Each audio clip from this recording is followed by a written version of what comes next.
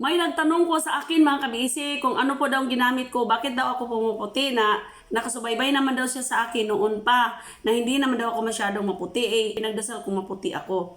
Ito lang siguro ang sagot ng aking mga dasal mga kabisi. Kaya kung magtanong po kayo bakit ako pumuti, walang iba. Kung sa dito po sa mga sa mga ganito, sa manjin dito, bakit ako maputi, ay malapit na ako magsi-senior citizen. Bakit ganito po yung aking mga skin mga kabisi? Hindi po ito filter ha. Bakit ganito po? Dahil po dito sa aking lotion. Ito po si Milk. At ito naman si Gluta. Ganito po paggamit ng aking mga lotion para maging matipid po. So ganito po ang paggamit natin. Isang patak dito. Yan. Dami na nga yan eh. At isa dito. Yan. Dami na yan makabisin ang lagay ko. So ang gagawin po natin, ipahid natin dito para makatipid tayo. Ang banda na mas matigas-tigas kasi nagpapabata itong aking lotion makabisi. At dito naman, lahat na yan makabisi. O ito po si Gluta ha. Ito si Gluta. Si Gluta natin. Kaya tingnan yan. Ganyan po magamit ha ng aking lotion. At napakaganda dahil makatipid kayo, hindi kayo masyadong makakagasto ng inyong paggamit.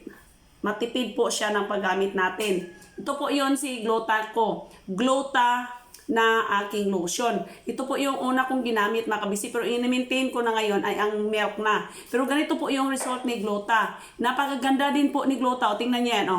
Ganyan yan. Ganyan. Kung minamasahe mo pa yan sa dito sa kamay mo, ay sayang makabisi yung lotion. Diba? Ganyan lang. Hanggang dito na yan makabisi yun. Kasi ganyan po katipid ang aking mga lotion at may bango siya ng konti. Tingnan yan. Kaya sabihin ko sa inyo, masasabi ninyo na, uy, ano ba yan? Instant white ba yan, Sister Sonia? Paglagay niyo po, nagiging white po siya talaga.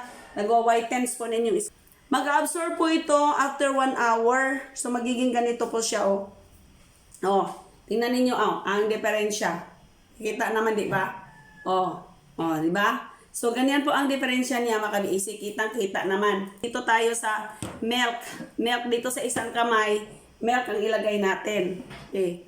So, si Milk naman, ang paglagyan ko ng Milk ay tin na tin. So, maglagay tayo dito, isang pahid, ganyan.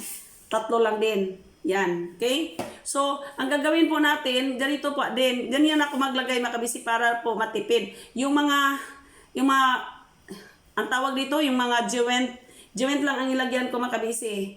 Ganyan ako maglagay. Dito, hanggang dito na talaga yan. Dito, kung may damit lang ako, no? Ganyan. So, ang gagawin natin, ganun pa rin. Pareho lang sila. Ganyan ako mag-lotion makabisi. Ganyan ako, at napaka-relaxing po kaysa parang nagmamadali kayong naglo-lotion.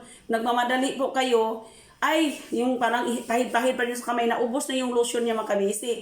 At pwede kayo mag-lotion kahit nasa opisina lang kayo makabisi kung gusto niyo mag-lotion talaga. Tingnan niyo yung aking lotion na Gluta. Tingnan niyo yan. Pareho lang sila makabisi, pero pareho din silang nakapagpaputi sa akin. Kaya ngayon, ang ginamit kong, tanungin niyo ako kung sa alin ang ginagamit ko, ginagamit ko ito. Pero ang mini-maintain ko na ngayon ay ito na si Milk ko. Yan po si Sister Sonia Basi. Bakit siya maputi at bakit ganito lang ang aking kutis na flawless. Charot, hambugira kayo. Grabe talaga makabisi. I'm thankful and grateful that the Lord has really guiding me kung ano pong gawin.